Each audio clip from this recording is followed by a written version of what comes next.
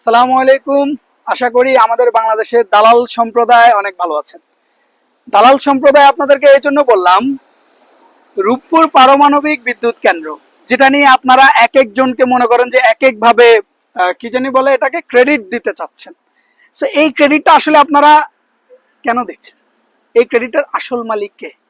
আপনারা বলতেছেন যে, কেউ বলতেছেন শেখ হাসিনা, কেউ বলতেছেন তারেক রহমান, কেউ বলতেছেন এই রূপপুর পারমাণবিক বিদ্যুৎ কেন্দ্রের স্বপ্ন দেখে গিয়েছিলেন মরহুম বেগম খালেদা জিয়া।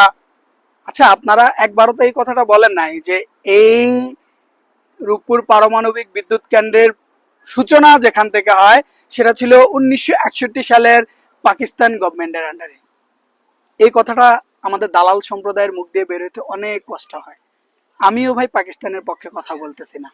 বাংলাদেশে আজকে পর্যন্ত উন্নয়নের যে ধারা শুরু হয়েছে সেটা পাকিস্তানি সম্প্রদায়ের থেকেই শুরু হয়েছে। পাকিস্তানি সম্প্রদায় বাংলাদেশে ঢাকা ইউনিভার্সিটি থেকে শুরু করে যতগুলো ইউনিভার্সিটি আছে সবগুলা করেছেন। আমাদের তথাকথিত একাত্তরের পক্ষের শক্তিরা আজ পর্যন্ত বাংলাদেশে একটা কলা গাছ পর্যন্ত রোপণ করতে পারেনি। এখন আপনাদেরকে এগুলো বললে তো আমি হয়ে যাব গুপ্ত, আমি হয়ে যাব পাকিস্তানি। একটা জিনিস ছোট্ট করে আপনারা মাথায় চিন্তা করেন যে 1961 সালে পাকিস্তানিরা এই উপর পারমাণবিক বিদ্যুৎ কেন্দ্রটা শুরু করছিল একটা মোটিভ নিয়ে।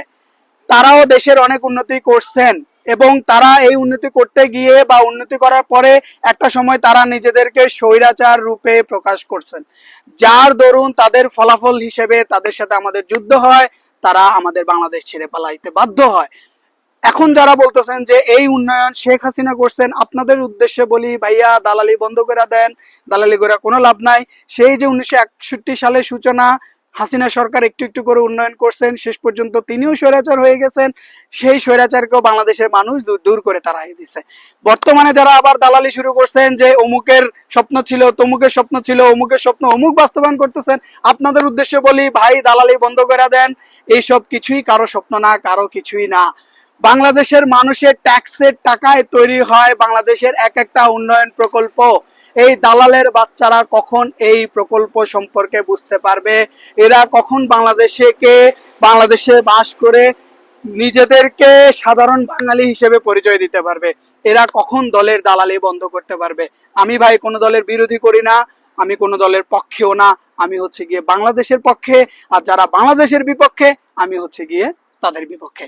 বাই দ্য ওয়ে, যাই পলিটিক্যাল বললাম, কিন্তু পলিটিক্যালের ভিতরেও বা উন্নয়নের ভিতর আরো অনেক কিছু উন্নয়ন আছে। সেটা হচ্ছে কি, এই যে আমার পিছনে দেখা যাচ্ছে, আপনারা দেখতে পাচ্ছেন, এখানে হচ্ছে একটা সার্কাস হবে। বাংলাদেশে অনেক আগে সার্কাস হইতো, বাংলাদেশে এই সার্কাসটা এখন বন্ধ হয়ে গেছে। কিন্তু আমরা যে দেশগুলোতে বাস করি, ইউরোপ, সো ওরা হচ্ছে নিজেদের কালচার গুলাকে স্টিল টিকায় রাখছে। Circus is a part of history, so history is still on. আমরা 1 তারিখে আসবো আপনাদেরকে দেখানোর জন্য।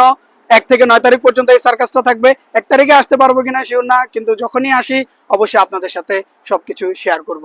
তত অব্দি ভালো থাকবেন, নিজের খেয়াল রাখবেন, দালালি বন্ধ করবেন। আসসালামু আলাইকুম।